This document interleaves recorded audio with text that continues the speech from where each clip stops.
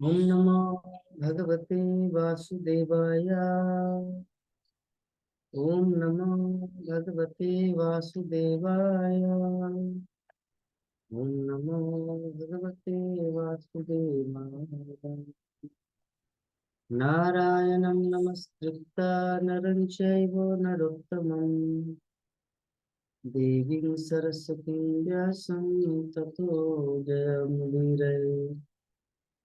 नष्टप्रायेषु अभद्रेषु नित्यं भागवत सेवया भगवती उत्तमश्लोके भक्तिर्भवति नष्टिके। मुखं करोति वाचालं पङ्गुलं ते गिरिं यत्कृपातमं वन्दे श्रीगुरुनदिनतारिणं परमानन्दमाधवं श्रीचैतन्यम्।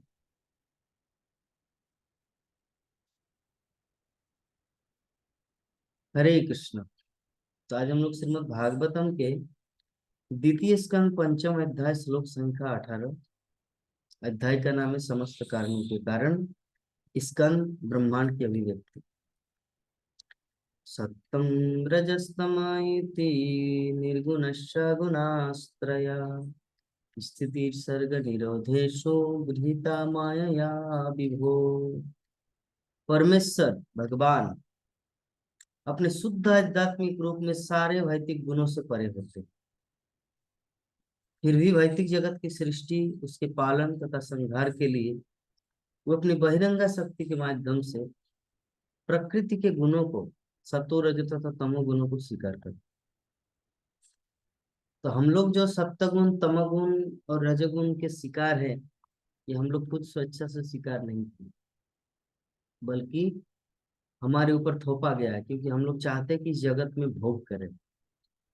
लेकिन भगवान श्री कृष्ण इस जगत में भोग करने की प्रवृत्ति से नहीं आते। उनका भाव अलग है। उनका भाव ये है कि जो जीव सत्व रज तम गुणों के द्वारा इस संसार में फंसे हुए हैं, उनको उद्धार करने के लिए भगवान इस सृष्टि का पालन करते हैं, संहार भी करते हैं। किसके माध्यम से? बहिरंगा शक्ति के माध्यम से। तो शिला प्रभुपाद इसके विषय में टिप्पणी करते हैं कि परमेश्वर अर्थात भगवान श्री कृष्ण उस बहिरंगा शक्ति के स्वामी हैं, अर्थात जो सतो रजो तथा तमो इन तीनों गुणों द्वारा व्यक्त होती है। बहिरंगा शक्ति 3 गुणों में व्यक्त होती है, सत्वगुण रजोगुण तमोगुण। इस संसार में 3 प्रकार के लोग पाए जाते हैं। एक होता है अज्ञानी, पागल टाइप का। दूसरा होता है लोभी, जो अध्यात्म के साथ कोई संपर्क नहीं, जस्ट पैसा कमाना, सुखी होना, इसी उद्देश्य से जीवन यापन करते हैं। और एक होता है ज्ञानी, अर्थात वो जगत के बारे में सोचता है कि मेरा जीवन का उद्देश्य क्या है, क्यों आया हूं इस संसार में। इस प्रकार वो सतगुण के प्रभाव में रहते हैं। तो सत्वगुण रजगुण तमोगुण, ये बहिरंगा शक्ति का 3 प्रभाव, 3 गुणों द्वारा व्यक्त होती है। और इस शक्ति के स्वामी होने के कारण भगवान श्री कृष्ण कभी भी इस मोह शक्ति से प्रभावित नहीं है। हम लोग प्रभावित हो जाते हैं। जो स्त्री है, कोई सुंदर पुरुष को देखते हैं तो पूरी तरह पिघल जाता है, पिघल जाती है। अगर कोई पुरुष है तो सुंदर स्त्री को देख के वो भी डगमगा जाता है। तो स्त्री पुरुष दोनों एक दूसरे के प्रति अट्रैक्शन, इसी को कहते हैं मैथुन आगार, ये संसार, वैदिक संसार। लेकिन भगवान श्री कृष्ण जो है इस मोह शक्ति से प्रभावित नहीं है। किंतु जीव ऐसे गुणों से या तो प्रभावित रहते हैं या प्रभावित होने की संभावना बनी रहती है। तो भगवान तथा जीव में ही प्रमुख अंतर। हम लोग, बहुत सारे लोग ऐसे सोचते हैं कि हो, हो ना हो मैं भगवान हूँ। ऐसे बहुत सारे लोग बोलते हैं। मेरे ही एक मित्र थे, जब मैं स्कूल लाइफ में था तो टीवी सीरियल आता था, श्री कृष्णा सीरियल रामानंद सागर का। तो वो जब कभी कभी मुझे बोलते थे हो ना हो मैं भी भगवान हूँ, तो मैं बोला किस तरह का पागल है। तो यहाँ पे अंतर बताया कि जो दूसरे शब्दों में ये भौतिक गुण भगवान की बहिरंगा शक्ति से उत्पन्न होने के कारण निश्चय ही भगवान से संबंधित होते हैं, लेकिन ये संबंध स्वामी तथा दास जैसे। बहिरंगा शक्ति दासी की भांति है और कृष्ण स्वामी। लेकिन हम लोग तो दासों के दास हैं, अर्थात बहिरंगा शक्ति के भी अंडर में आ जाते हैं, प्रभावित हो जाते हैं। तो परमेश्वर जो है भगवान भौतिक शक्ति के नियामक, कंट्रोल नहीं। किंतु सारे जीव भौतिक जगत में फंसे होने के कारण न तो वो स्वामी है न नियामक, प्रत्युत वो ऐसी शक्ति द्वारा नियंत्रित होते हैं या उसके अधीन हो जाते। तो हमारी स्थिति ये, मानव जीवन इसी कारण मिला है, हमारी स्थिति को समझना, स्थिति को पहचानना। ऐसा नहीं कि पागलपन के अनुसार हो ना हो मैं भगवान हूँ, ऐसा थिंकिंग करने से कुछ नहीं होगा। वास्तव में भगवान अपनी अंतरंगा या आध्यात्मिक शक्ति से उसी प्रकार नित्य प्रकट रहते हैं जिस तरह स्वच्छ आकाश में सूर्य तथा उसकी किरणें प्रकट होती हैं। लेकिन कभी कभी वो भौतिक शक्ति उत्पन्न करते हैं जिस तरह सूर्य निर्मल आकाश में बादल उत्पन्न कर देता है। जिस प्रकार सूर्य बादल के टुकड़े से अप्रभावित रहता है, उसी प्रकार अनंत भगवान भौतिक शक्ति के धब्बे से जो कुछ, तो कभी कभी भगवान की ब्रह्म ज्योति की किरणों के असीम विस्तार में प्रकट हो जाते हैं, अप्रभावित। यहाँ पे एग्जाम्पल दिया गया स्वच्छ आकाश और सूर्य तथा उसकी किरणें, और एक होता है बादल। तो जो बादल के नीचे है वो बादल के द्वारा प्रभावित होते हैं, सूर्य कभी दिखता है कभी नहीं दिखता। लेकिन जो बादल से ऊपर है उसको बादल कभी ढक नहीं सकते। तो भगवान श्री कृष्ण जन उस स्वच्छ आकाश की तरह है, जो कभी किसी के द्वारा कोहरा या ढक नहीं सकते। लेकिन हम सब नीचे हैं, इसलिए बादल हम लोग को सूर्य से ढक देते हैं। एनीवे, तो हम लोग तत्व को समझ गए कि कृष्ण कृष्ण है और हम हैं, अर्थात हम एक साधारण जीवन हैं। तो भौतिक प्रकृति के ये तीनों गुण आगे चलकर पदार्थ, ज्ञान तथा क्रियाओं के रूप में प्रकट होकर दिव्य जीव को कार्य कारण के प्रतिबंधों के अंतर्गत डाल देते हैं और ऐसे कार्यों के लिए उसे उत्तरदायी बना देते हैं। कार्य कारण कर्तृत्व द्रव्य ज्ञान क्रिया श्रेया बध्नति नित्यदा मुक्तम माइनम पुरुषम गुणम, 19 नंबर श्लोक में व्यक्त किया गया है कि नित्य शाश्वत अंतरंगा तथा बहिरंगा शक्तियों के मध्य में स्थित है जीव। हम लोग ना तो भौतिक है न पूरी तरह आध्यात्मिक, क्योंकि संसार में फंसे हुए हैं। आध्यात्मिक जगत पे रहते तब तो आध्यात्मिक ही होते, यहाँ भी आध्यात्मिक है लेकिन शरीर मिला है भौतिक शरीर है, लेकिन अंदर में जो है ना वो है आध्यात्मिक चीज। इसीलिए हम लोग कभी इधर भी जा सकते कभी उधर भी जा सकते, अथवा वो भगवान की तटस्थता कहलाती है जीवात्मा में। वास्तव में जीव भौतिक शक्ति द्वारा बद्ध होने के लिए नहीं है। रियलिटी जो हमारी जो वास्तविक पहचान है इस संसार में बद्ध होने के लिए नहीं मिला है, लेकिन भौतिक शक्ति पर प्रभुता, कभी संसार मेरी है, ये देश मेरा है, ये राज्य मेरा है, ये जो प्रभुत्ता जताना तो मैं हूं इसका मालिक, ये मिथ्या भाव के कारण वो इसी शक्ति के वशीभूत हो जाता है और इस तरह इन तीनों गुणों द्वारा बन जाते हैं। तो भगवान की बहिरंगा शक्ति उस जीव के शुद्ध ज्ञान को प्रच्छन्न कर लेती है जो शाश्वत रूप से भगवान के साथ रहने वाले है। जीवात्मा सदैव भगवान के साथ रहने के लिए बना है, लेकिन इस मिथ्या अहंकार के कारण, मिथ्या भाव के कारण वो भगवान से दूर चले जाते। यह आवरण इतना स्थायी होता है कि बद्ध जीव नित्य अज्ञानी प्रतीत होता है, कभी उनको समझ ही नहीं आता कि मैं कृष्ण का नित्य दास हूँ, मुझे कृष्ण की सेवा करनी है। और माया भी, माया या बहिरंगा शक्ति का प्रभाव इतना अद्भुत होता है कि मानो ये भूतों से उत्पन्न हुआ है। ऐसा लगता है कि पहले से ही ये अज्ञानी है, पहले से ही ये भगवान से, ये भगवान का कोई है ही नहीं। हमारे मन में भी ऐसा आता है, क्या कभी हम भगवान से मिले थे? नहीं, सच है, हम लोग सभी भगवान से मिलकर आए हैं। सभी प्राणी पहले भगवान के साथ रहते, ऑल लिविंग एंटिटीज सभी।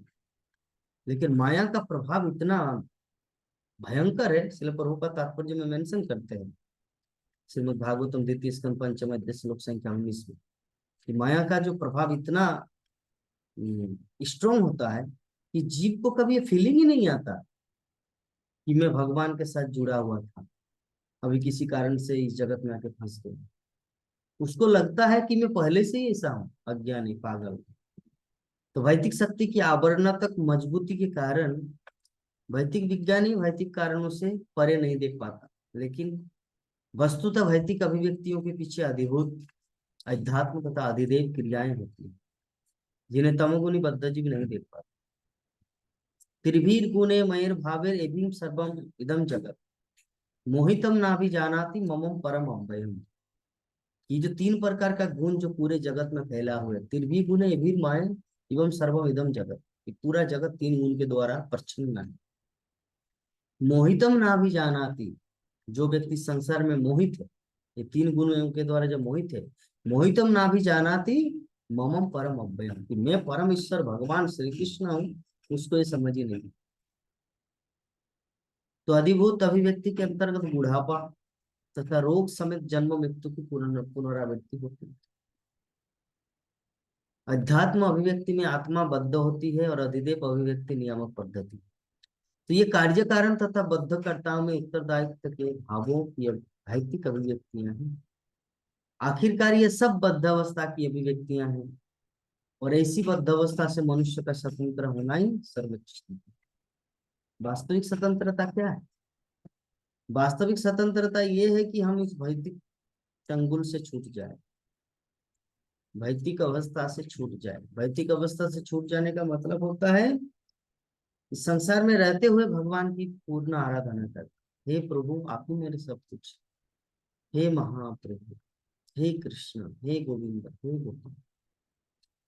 उनका नाम जपना, हरे कृष्ण कृष्ण कृष्ण हरे हरे, हरे राम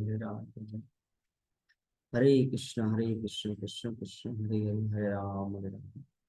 प्रेम से, प्रेम से भगवान का नाम गुणगान करना, श्रीमद् भागवतम को पढ़ना, भगवान की लीलाओं को पढ़ना, रामायण महाभारत विभिन्न पुराण वेद, उतना अगर नहीं पढ़ पाए एटलीस्ट श्रीमद् भागवतम चैतन्य चरितामृत भगवत गीता पढ़ना है। इससे भगवान की महिमा के बारे में पता चलता है कि भगवान कितने महान हैं और कितने कृपालु हैं, कितने दयालु हैं। तो श्लोक संख्या 20 में वर्णन है, स एष भगवान लिंगे स्त्री भीरे तदक्षज स्वलिक्षित गतिर्ब्रह्मन् सर्वेषां मोहचेश्वरा। तो ब्रह्मा जी क्या उत्तर दे रहे हैं नारद मुनि को? हे ब्राह्मण नारद, परम दृष्टा परब्रह्म प्रकृति के उपयुक्त तीनों गुणों के कारण जीवों की इंद्रियों की अनुभूति से परे है, लेकिन वह मुझ समेत सबों के लिए। हम सबके मन में प्रश्न होता है कि अगर भगवान है तो भगवान दिखता क्यों नहीं, भगवान दिखाई क्यों नहीं देता? तो नारद मुनि को यहाँ पर ब्रह्मा जी वर्णन करते, परम दृष्टा भगवान परब्रह्म, उनका जो प्रकृति है, उनका जो स्वभाव है, हम सब प्राणी तीन गुणों के द्वारा प्रच्छन्न है। तो तीन गुणों के कारण जीवों की इंद्रियों की जो अनुभूति है, हमारे जो सेंस परसेप्शन है, उससे परे है भगवान। जैसे एग्जाम्पल के रूप में अभी अगर हम ट्रेन से मुंबई जाएंगे तो मुंबई को देख पाएंगे, अगर प्लेन से फ्लाइट से मुंबई जाएंगे तो मुंबई देख पाएंगे, लेकिन यहाँ से अगर ट्राई करें तो नहीं देख सकते, क्योंकि हमारी आंखें उतना विशाल नहीं है। ना तो हम ज्यादा दूर दे सकते, नहीं अगर सामने अगर कोई चीज रखे इसे हाथ को हस्तरेखा सामने करेंगे तो फिर भी नहीं दिखेगा। तो ना ही दूर को देख सकते हैं ना सामने देख सकते, एक लिमिट, एक कुछ सीमित वस्तु को ही हम लोग देख सकते हैं। तो जब साधारणतया मुंबई को नहीं देख सकते, जो कि इसी भारत देश के अंदर है, पृथ्वी की बात नहीं, तो भगवान कितना अखिल विश्व गोलोक निवसते अखिल आत्म, गोलोक एवं निवसती अखिल आत्म, कहाँ है भगवान? गोलोक वृंदावन। तो उनको कैसे देख सकते? हमारी इंद्रिय जो अनुभूति है उससे परे। तो भगवत गीता के सप्तम अध्याय के 24-25 दो नंबर श्लोक में भगवान ने घोषित किया है कि वो निर्विशेषवादी जो ब्रह्म ज्योति रूप भगवान की दिव्य किरणों को अधिक महत्व देता है, तथा यह निष्कर्ष निकालता है कि परम सत्य वास्तव में निर्विशेष है तथा आवश्यकता पड़ने पर अपना रूप प्रकट करता है, ऐसा निर्विशेषवादी सगुणवादी से कम बुद्धिमान है, चाहे वो वेदांत के अध्ययन में कितना ही क्यों न लगा। तथ्य तो यह है कि ऐसा निर्विशेषवादी उपयुक्त गुणों से आच्छादित रहता है, अथवा वो भगवान तक पहुंचने में असमर्थ है। भगवान प्रत्येक व्यक्ति के लिए सुगम्य नहीं है, क्योंकि अपनी जोगमाया शक्ति से आवृत रहते हैं। भक्ता क्या है श्लोक? भक्तमाम अभिजानती जबन जस्म तत्व। एकमात्र भक्ति के द्वारा ही मुझे देखा जा सकता है। लेकिन इससे त्रुटिपूर्ण निष्कर्ष नहीं निकलना चाहिए कि भगवान मूलतः अव्यक्त थे और अब मनुष्य रूप में प्रकट हुए। भगवान के रूपहीन होने की ये भ्रांत धारणा भगवान की जोगमाया आवरण के कारण है। जोगमाया समाप्त। जोगमाया के द्वारा भगवान अपने आप को ढके रखते हैं। और जब बद्धजीव भगवान की शरण में जाता है तो परम इच्छा से ये जोगमाया दूर हो जाती है। भगवत भक्त जो उपयुक्त तीनों गुणों से परे रहते हैं, भक्ति भाव में अपनी प्रेम दृष्टि से उनके सर्व मंगलमय, सर्व आनंदमय दिव्य रूप का दर्शन कर सकते हैं। इस प्रकार हम लोग देख रहे हैं कि भगवान को देखने के लिए, कृष्ण को देखने के लिए हमारे पास कोई क्षमता नहीं है, कोई योग्यता नहीं। अगर उनकी शरण ग्रहण करते हैं तो ही संभव है हम भगवान को दर्शन कर सकते, अन्यथा दूसरा कोई चारा नहीं। इस प्रकार आज का जो हमारा श्लोक 18, 19, 20 तीन श्लोक के ऊपर डिस्कस किए, तो आप सभी भक्तों को बहुत बहुत धन्यवाद। हरे कृष्णा कृष्णा कृष्णा हरे हरे, हरे राम राम राम हरे। जय जगत गुरु शिल प्रभुपाद की, ग्रंथराज श्रीमद् भागवत महापुराण की, अनंत कोटि वैष्णव भक्त वृंद की, हिताय गौर प्रेमानंद।